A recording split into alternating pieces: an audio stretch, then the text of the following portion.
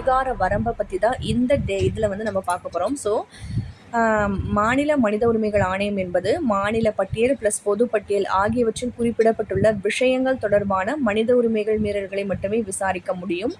தேசிய மனித உரிமைகள் ஆணையம் என்பது மத்திய பட்டியல், மாநில பட்டியல் மற்றும் பொது பட்டியல் ஆகிய 3 பட்டியல்களிலும் உள்ள விவகாரங்களை சம்பந்தப்பட்ட மனித உரிமைகளை மீற விசாரிக்க முழு அதிகாரம் பெற்றுள்ளது.